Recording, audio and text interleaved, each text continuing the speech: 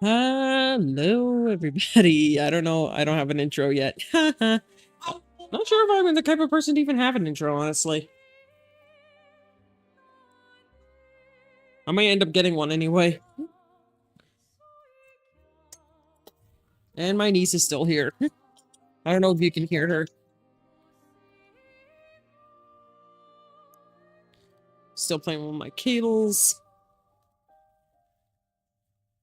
Excuse me if you heard that.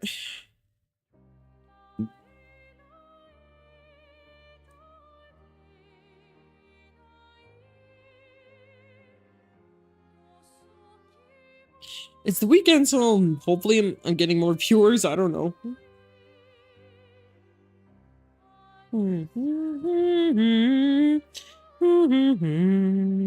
As for the video I'm gonna start off with, there was this one video I saw yesterday about, like, after the stream ended, about embarrassing well, the worst game reviewers out there. Well, not reviewers, the game reviews. And I think I'm gonna watch that. I thought for a second I thought it was Magic Mush's video about embarrassing E3 moments. Well, I don't think it was embarrassing E3 moments. I think it was just embarrassing moments in gaming journalism. Yeah, I think that's what it was. That's what I thought it was. I mean, I guess I could put the video on while I'm busy plugging around.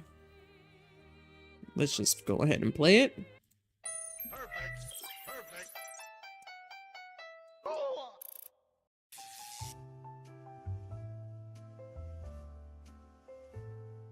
Oh yeah, by the way, I hope my chatbot works now. Your name might not initially ring a bell, you're probably more than familiar with his, let's say, hit-or-miss contributions to the video game scene. After pursuing his career in journalism through numerous media outlets, Takahashi would eventually play his hand at video game-related writing, releasing 2 books about Microsoft's Xbox and Xbox 360, which both garnered high praise from critics, thus cementing himself as a notable figure in video game journalism. However, Takahashi's immense praise would soon devolve into heated ridicule, because while he was admittedly great at writing about the history of video game consoles, well, 2 of them at least, actually playing the games themselves would prove to be his Achilles heel. While he's mostly known for being the journalist that was so excruciatingly abysmal at Cuphead that he could barely manage to overcome the tutorial, oh yeah, that one. A literal 5-year-old had somehow wiped the floor with him. His first true disaster I remember that. video game journalism came in the form of his review for 2007. I was expecting Magic Mush to maybe talk about it, but I guess there's not much to say. Defect. And why, you may ask? Because he didn't understand how the game worked, and trust me, that's not a hyperbolic statement. He makes these erroneous claims about combat, such as stating that when you're shooting at an enemy, an orange box appears on them, and that orange box is the only place that you can inflict damage.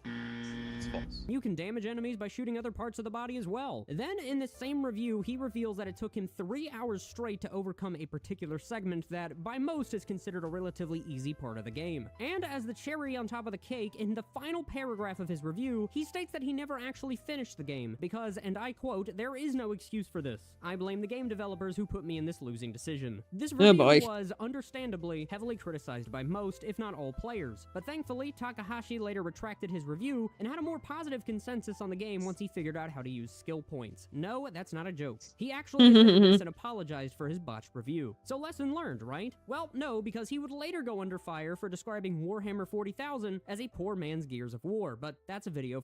I honestly think that maybe some of these game journalists, the reason they seem to suck at video games is because they're so busy with other things that they don't have the time to actually get good at these games. Like, they need to push out these reviews as soon as possible. I probably should have took care of this before the stream started, but I'll be right back.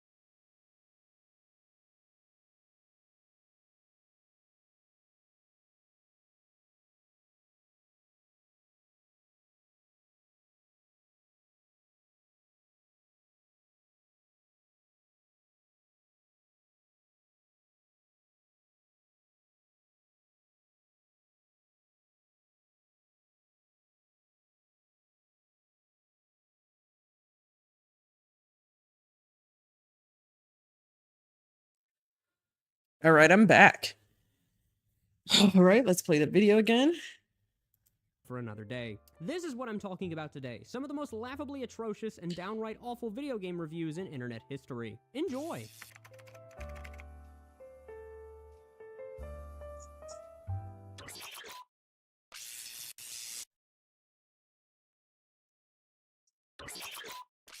Alright, so let's kick things off by talking about one of the most notorious names in video game journalism, IGN. There was a point in time when IGN wasn't necessarily respected, but at least tolerated to a degree. But even in their glory days, and I'm being quite charitable when I say that, IGN was no stranger to derision and contempt. Case in point, their notorious review of the 2006 cult classic, God Hand. God Hand is one of the Was IGN ever respected? Like, okay, at what point did people start seeing IGN as genuinely as a joke? Like, not just, oh, we just tolerate them, just straight up a joke. Like, was it before or after that time where they said Sonic was never good?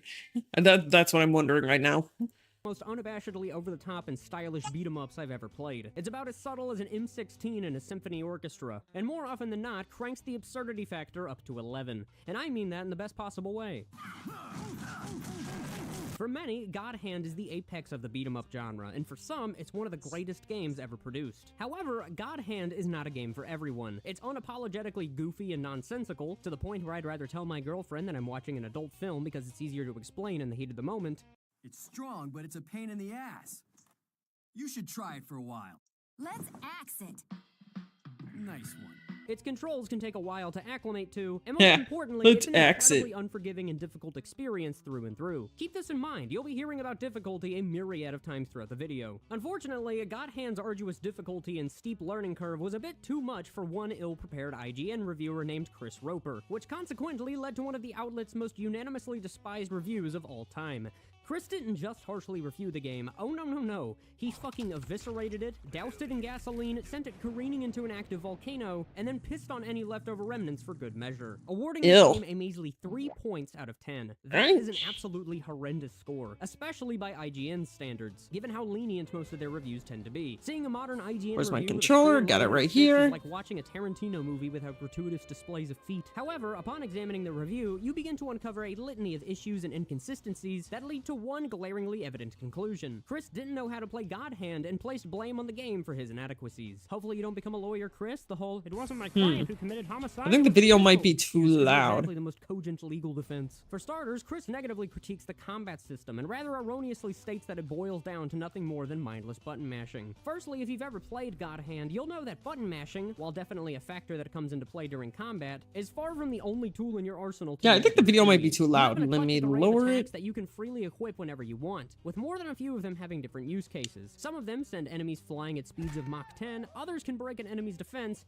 and some can propel enemies into the air in order for you to continue a combo. That's not even mentioning the other mechanics, such as the roulette wheel attacks, which essentially serve as cinematic special attacks for you to demolish your enemies. So to say that the combat is almost nothing more than mindlessly mashing the I think this is good. Extremely disingenuous. But don't just take my word for it. I may have to make the game louder, actually. Himself and his initial opinion 3 separate times throughout the review. Firstly, he mentions the fact that God Hand allows you to customize and swap out individual moves, which, mind you, is stated immediately before negative let's play the game. Combat. The thing is, when you swap out moves, the game tells you exactly what those types of moves are used for. So it's not just a matter of mashing the button, waiting for an opportune time, and then rinsing and repeating. There's actually a fair bit of complexity and nuance to God Hand's combat. Secondly, he then mentions the roulette wheel attacks, which he describes as nothing more than eye candy. But last time I checked, performing a simple 3-hit combo does a quarter of the damage that an explosive baseball. We have to lower the video more. Attacks that inflict different effects, like the one that sees you delivering a swift kick to the groin and leaving an enemy in a dazed state, and consequently leaving them open for a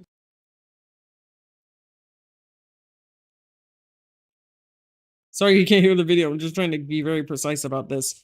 The enemies in the game are painfully generic.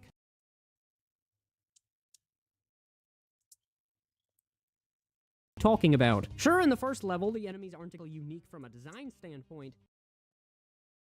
In battle, there are 3 different variants of, quote, generic enemies here. You got the base 2 Modelos. Yes, I'm a lightweight. Sue me. IGN is the same. What's any difficulty higher than Hey Not Too Rough? You've got the slightly larger enemies that tend to block more attacks, and I you think that's eventually will okay. move on to the heavy hitting attacks, and then you have the average American waistline in the year 2056. But on top of that, you'll later go toe to toe with enemies who drop bombs that you either avoid or kick in their general direction, erotic women with whips, and hell, that's not even factoring in the boss battles. Together we are the Plus, there are demons that'll sporadically Hmm. Come on. You've been alive for over 60 years. Excuse me. You must have tons of stories. A topic is spit out stories of command over 100 years actually, so it's hard to choose. Let's do that one. 100 years, actually. So it's hard to choose. You're 100 years old and so indecisive. All right, all right. Let me think. Let me see if I can... No, I can't change the settings. All right. Really dark, deeply personal. Let's do it personal. I'm going to share something deeply personal with you. Oh, I'm so intrigued. Are you? It's about my hair. Your hair? That's a bit literal on the dark and personal. Hey, I'm sharing a heartfelt secret here. Do you want the story or not? Please, do share. Sometime after the fracture, my hair turned completely white like an old man. Hmm. Luckily, the Gestural village has a hairstylist quite skilled in color treatment. Lucky. But he's always napping when I get there, and his apprentice always mucks things up. I'm lucky my hair's not purple this time. Purple would be fun. So, your turn. Purple could be fun. That was hardly dark or personal. White hair? Old man, I'm revealing myself here. All you've revealed is that you're vain and that you're really bad at making appointments. Vain? Hey, I'm not the one with all the bracelets and rings. He's trying so hard to think of something. Actually, my students made these bracelets for me to remember them by. Because chances are we'll never see each other again. Not necessarily. I'm an optimist, but I'm also a realist. My youngest student is 6. Her parents will gommage when she's 12, and she herself won't live past 21. Oh. Her parents did the maths. They'll have 12 years as a family, and she'll experience 21 years of life. These are the choices we get to make. The earlier you have children, the more time you get to share with them, the more life they'll get to live. And every year you wait... You're shortening your child's life. Precisely. You don't have any children, though.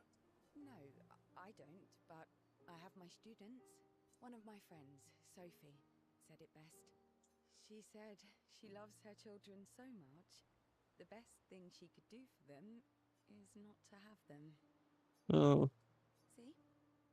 Dark and personal. Yeah, you've set the bar high. Come back with a better story next time. Though Versal's story was rather lacking, Cecil appreciates Versal slightly more than before. I once saw somebody say that having children is inherently selfish since you're the one who decided you wanted to have kids. And it's not like you can ask your child if they want to be born, so... Yeah, that's... I never really understood, like, the logic of, oh, my child owes me. No, they don't owe you anything. You're the one who chose to have them. The least you can do is make life, tolerable for them. Cecil and Versal spend a bit too long teasing each other before going back to the others.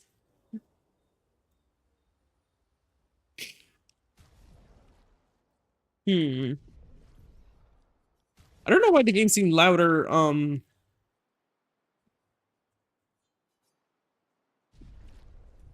hope that's better.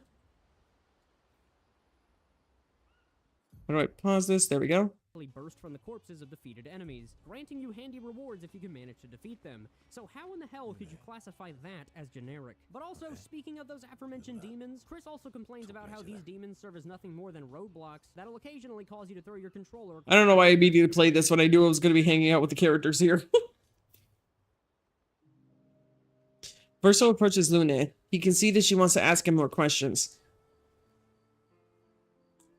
I've been wondering, why stay on the continent alone? Why not return to Lumia? I did. I went back. Helped with the rebuild. After the fracture, we didn't have anything. Food, shelter. None of it. Things must have been chaotic then. Nothing like the end of the world to bring out the best and worst in us. I almost miss those times. You know the dome shield? My father and I helped build that. Oh. Why'd you leave then? Those early expeditions, they were search and rescue. We didn't know about the paintress then. We just wanted to find our loved ones, like my mother. I see. But this time, you didn't go back. I wonder when the expedition started being about the paintress. People didn't trust me. Guess I'm hard to trust. Perhaps. Guess they thought I knew more than I did. Halfway to the monolith, I was betrayed. Barely escaped. Kind of killed my interest in returning home. What about you? Do you miss home? I spent my whole life studying the paintress and the monolith. This is where I need to be. What a long-winded way to avoid answering the question. Yes, there are things I miss. You paint such a vibrant picture. If you must know what I really miss of Viennoiserie. Oh, good answer. I miss those too. What? I enjoyed this conversation. High praise. Luna feels more relaxed in Verso's presence. She appreciates that Verso has shared actual useful information. Okay, I'm looking at the stream's POV and it looks like my stream is lagging. I don't know why. Let me try something. Maybe if I minimize my stuff here. Oh, there's the app I use. Minimize this.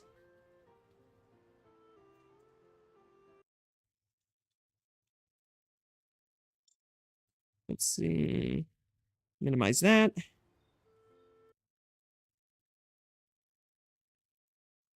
I don't want to minimize Steam. I might do that thing where I restart the game again. Whoops, I play Honkai Star Rail, and it looks like I already minimized that. Minimize it again. Oh, there's my OBS. Minimize that. Okay, it looks like a lot of these things were minimized. Let me go back to the game.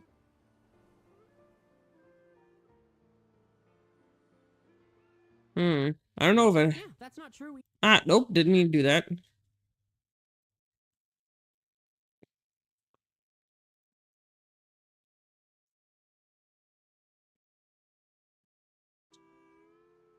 Oh, that worked. Luna becomes lost in thought, reflecting on the information that Verso has shared. Verso feels ignored and goes back to the others.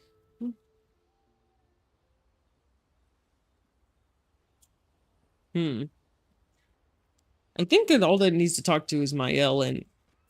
Oh, never mind. I forgot about Monoko. For the axons? Of course you are.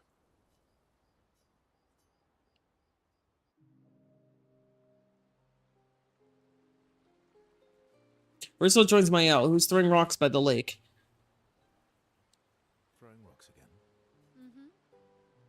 You should try. Eski would be horrified that we're throwing stones into the lake. Or he'd be super happy because we're sending them soaring on fun little adventures. Oh, so they're like little rock expeditioners. Exactly. Would that make you Yeah, you're not the paintress. You're they're supposed to be sent. The expeditioners are supposed to kill you, so that would make you Lumiere. Yeah, you're the one sending them. Would that make you Lumiere then? Yeah, I guess so. I'm launching them on their journey and watching them from afar. Stone after stone after stone, knowing they'll never come back. And knowing you'll never stop. Knowing you'll never stop. You get it? Yeah. I enjoy depressing poetry too. That doesn't surprise me. Is that what you're writing in your notebook all the time? Depressing poetry. It's not all depressing.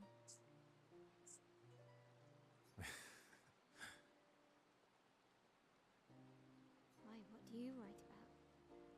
You don't seem like a sunshine and rainbows type. Mostly poetic insults to use on Monoko. I'm currently comparing him to the backside of an owl. Tuh.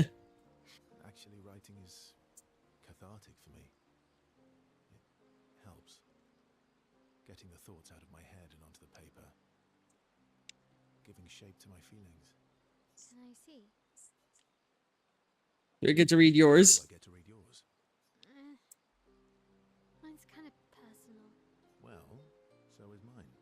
Yeah, but I bet you secretly want people to read it. What about you? Did you want people to secretly read your poetry? Okay, fine. I'll let you read mine if I get to read yours. Okay, deal. Be kind, though. Yeah, I can't promise that. Mael and Verso feel closer to each other.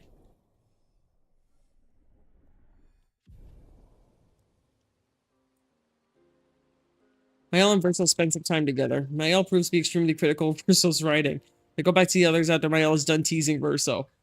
Hey, what about Mael's poetry? I want to know what hers is all about. I'm sorry, mon vieux. We'll bring Noko back. I know. I'm ready. Just say the word. When the time is right. After we've settled this. I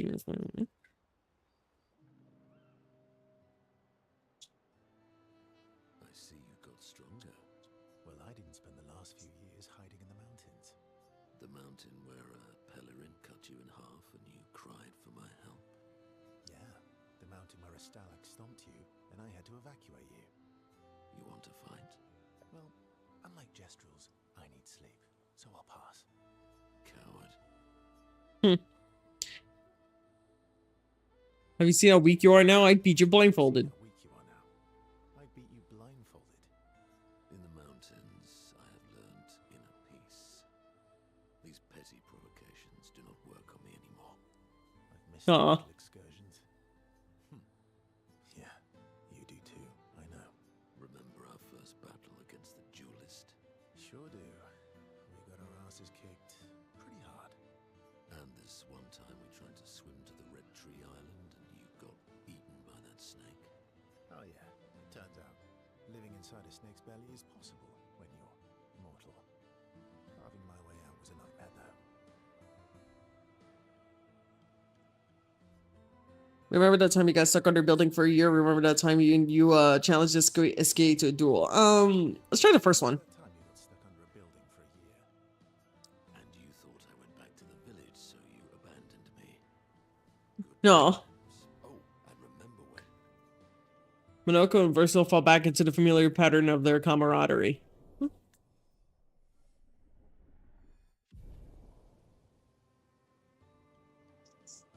times indeed. They spend a bit more time bragging before going back to the others.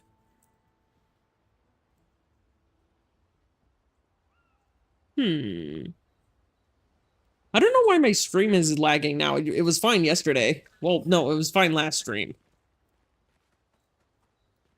I'm mad. Esky.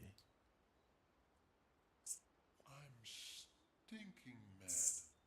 No. About Noko. That was mean. I thought he cared. Renoir's not being Renoir. He's not. I know, buddy. I'm mad too.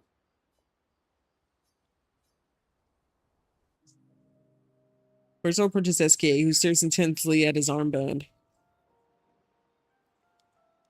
That armband looks nice. Yeah, I guess it's official. Her team required the disaster expedition now. Is that really what they're called? Yeah, I guess it's official. We're part of the disaster expedition now. Are you jealous? You jealous? I'm doing all the hard work. Where's my armband? No. So, you want an armband too? Maybe. Maybe. You barely have arms. Not true. Anyway, I want a headband. Your head is humongous. You're gonna need so much cloth. I have a big brain. We'll see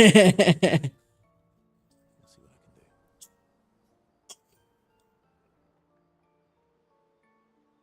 do. Aw.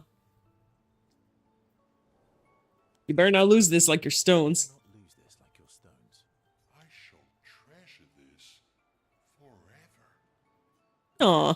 SK is even more excited than usual. Russo's giving SKA the greatest gift ever. SKA is overcome with emotion. Aw.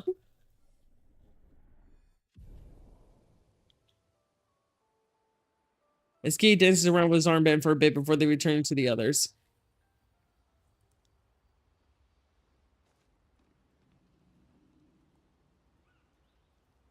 Trying to see how I set up the stream differently than last time that's making it lag. I honestly don't know why. Did I put the... No, the graphics are still up low. That's strange. Check up on the others. So,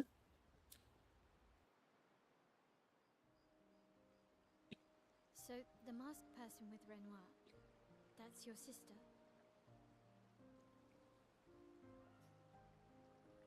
Not a hard leap to make. Her name's Alicia. What's wrong with her? She wears a mask all the time, she never talks, and she's always staring. She was trapped in a fire a long time ago.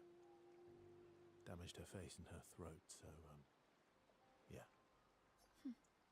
Why did they come to see me? I don't know.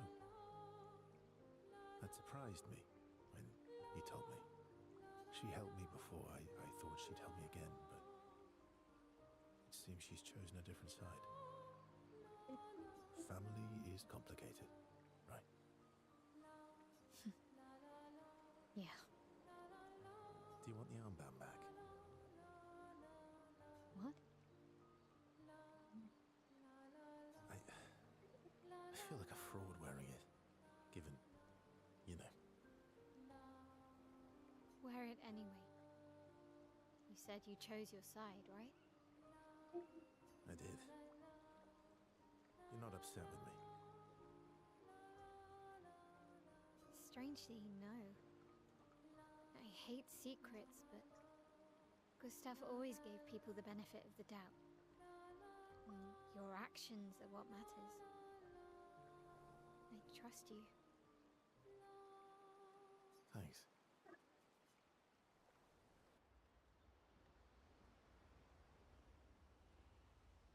Anything else? Because sometimes checking on others shows up twice. No, I'm good. All right. What about the last one? Maëlle finds a spot where she can write. She spends some time writing in Gustav's journal to honor his memory.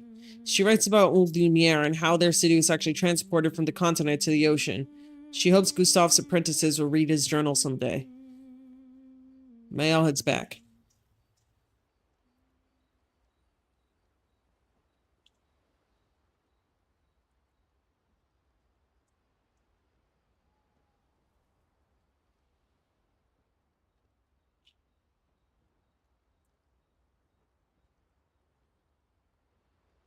Sorry, I'm plugging again. I forgot to post on my Blue Sky and Twitter. Shouldn't take too long, though. Not this time. Go to sleep.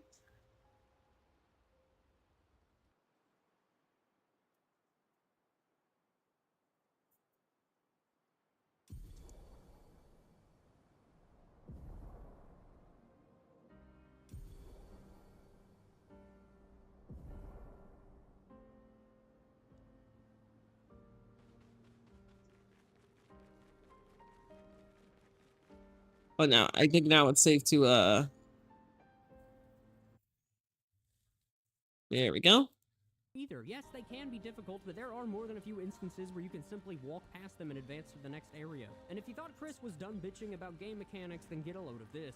He complains about the fact that health doesn't carry across levels. Okay, I think that's actually a reasonable critique for once. But then he also complains about the fact that you regain full health when you die because there aren't any consequences to dying. You can't make this shit up. It's also blatantly false, by the way, as you gain less money the more times you die, and as a bonus, if you're hit enough times, your character can actually level down, so it encourages adept gameplay. So with all of his critiques in mind, it leads me to believe that Chris didn't know how to play God Hand, didn't pay even a modicum of attention to the tutorial, and while this one is more conjectural, probably didn't even make it past the second stage before calling it quits, and typing up a half-assed review in order to get his paycheck. Needless to say, this review was absolutely incinerated by the gaming community, and many people believe that this very review led to God Hand's average sales figures and the closure of Clover Studios. I wouldn't say that this review single-handedly put Clover Studios 6 feet under, but I wouldn't be surprised if it played somewhat of a role, given that review outlets held a bit more stake in the game back in the day. It was such a reviled review that IGN themselves would make an entire video dedicated to defending God Hand, and essentially retracting its original review. But to this day, that 3 out of 10 SK score can't go remains underwater one yet. of IGN's earliest controversies.